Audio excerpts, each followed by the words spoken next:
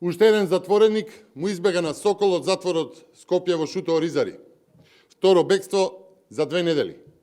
Пред 2 дена од затворот каде директор е Филип Андов Сокол, избегал Ариф Алили од Кичево. И Алили, најновиот бегалец од затворот под окото на Сокол, како и бегалецот од пред 2 недели, бил дел од така нареченото слободно оделение. Ариф е еден од двајцата браќа Алили, добро познати на кечевската јавност, уопсен во септември 2020 година, бил осуден на 3 години по опсежна акција за апсење на наркодилери, а од затворот Шутка бега на 5 месеци пред истек на казната. Почитувани, ова повеќе не може да се гледа како случајност, ова се системски пропусти, ако не и намерни системски пропусти. Ова повеќе не е држава, туку територија на мафијата, во која што затвореници, кога сакаат непречено, излегуваат од затвор. Пред само 2 недели од Шутка си замина Нафи Абдиовски, затвореник, со цел фотоалбум, со цело СДС, власта му премолчена миленикот Сокол. Сега се случува уште едно бегство, а власта пак молчи и се крие. Уште колку затвореници треба да излезат од Шутка за да се побара одговорност. Мора ли крв да падне, како во Идризово, за да се реагира? Почитувани, ваков дебакл нема никаде во светот, а СДС се уште си го чува Сокол за директор, а во затворската полиција луѓе кои што по наредба и по потреба ги обезбедуваат собирите на СДС. Затворите станаа решето, од нив бега секој што има врска со СДС, мафијата и нивните структури распоредени во затворската хиерархија. Потребни се оставки и одговорност. И од миленикот на СДС Филип Андов Сокол и од министерот за правда Никола Тупанчевски. Ниту право, ниту правда, ниту систем има со СДС. Потребна е одговорност и таа ќе дојде по изборите.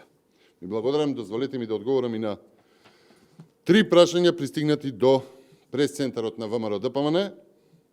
Побарен е став. Власта излезе со тврдење дека агентурни мрежи и странски пари се вклучени во креирањето тензии со Бугарија. Почитувани. Ако власта излегува со тврдење дека агентурни мрежи и странски пари се вклучени во креирањето тензии со Бугарија, бараме да не ги кријат и да ги посочат со име и презиме кои се тие агентурни мрежи и какво влијание прават. Бараме да се знаат и јавно да се идентификуваат, за да граѓаните не подлегнуваат под нивно влијание. Второ, бараме финансиските институции да го следат текот на парите и да објават како се финансираат бугарските здруженија во Македонија. Трето и многу важно за владата во Македонија е да побара од Бугарија доследно почитување на одлуките на Судот за човекови права во Страсбург. Четврто, власта да реагира на омаловажувачките и негаторските политики и изјави од бугарска страна. Наместо измекар и поданички однос, владата мора да има достоинствени позиции и однесување. Ви благодарам, продолжувам со второ прашање. Алијансата на албанците вели дека ВМРО ДПМН е нереформирана и дека таа е за европски начин на однесување. Почитувани, сигурно е европски, таравари да го моли ВМРО ДПМН да гласа за негово гостивар, тогаш ВМРО ДПМН беше реформирано. Кога Алијанса се потпиша за пад на владата, таравари се потпиша за ВМРО или против ДУИ.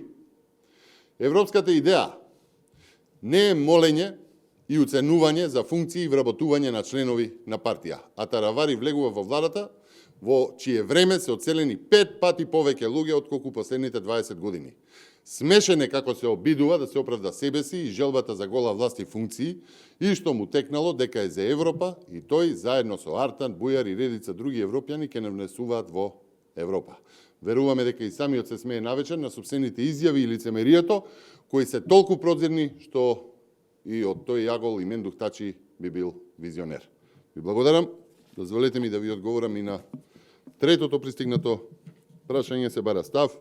Вели владата одржува дводневна конференција на која Ковачевски на отварањето посочи дека главна тема е континуитетот кон подобар стандард и услови за живење на граѓаните.